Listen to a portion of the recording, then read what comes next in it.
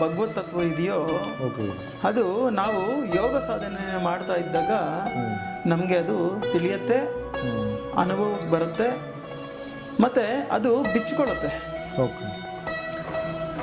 ಅದು ಜ್ಞಾನದ ದ್ವಾರ ಬಿಚ್ಚಿಕೊಳ್ಳುತ್ತೆ ನಮಗೆ. ನಾವು ಯೋಗ ಸಾಧನೆಯನ್ನ ಮಾಡ್ತಾ ಇದ್ದಾಗ ತನಗೆ ತಾನೇ ಬಿಚ್ಚಿಕೊಳ್ಳುತ್ತೆ ಜ್ಞಾನ ಅನ್ನೋದು. ಇದನ್ನೇ ವಿಜ್ಞಾನ ಅಂತಂದ್ರು.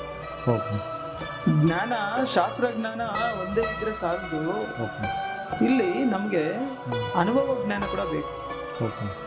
ಈ ಅನುಭವ ಜ್ಞಾನವನ್ನೇ ಶ್ರೀಕೃಷ್ಣ ಪರಮಾತ್ಮರು ಜ್ಞಾನ ವಿಜ್ಞಾನ ಅಂತಂದ್ರು ಭಗವದ್ಗೀತೆಯಲ್ಲಿ.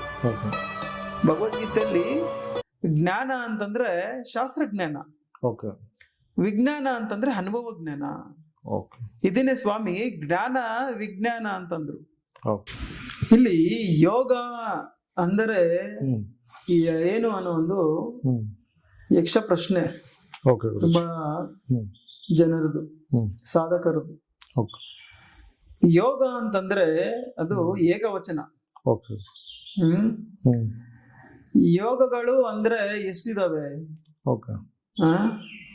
ಯೋಗಗಳು ಅಂತ ಎಲ್ಲೂ ಹೇಳಿಲ್ಲ. ಯೋಗ ಅಂತಂದ್ರು. ಯೋಗ ಅಂದ್ರೆ ಒಂದೇ ಅಂತ ಅರ್ಥ. ಯೋಗ ಅಂದ್ರೆ ಕಲಿಕೆ ಅಂತ ಅರ್ಥ.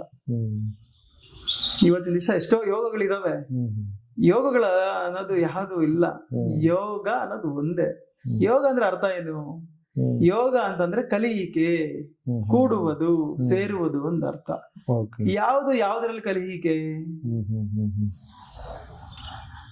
ಜೀವಾತ್ಮ ಪರಮಾತ್ಮನಲ್ಲಿ ಕಲಿಯಿಕೆ, ಅಥವಾ ಜೀವಾತ್ಮ ಪರಮಾತ್ಮನಲ್ಲಿ ಸೇರುವುದು.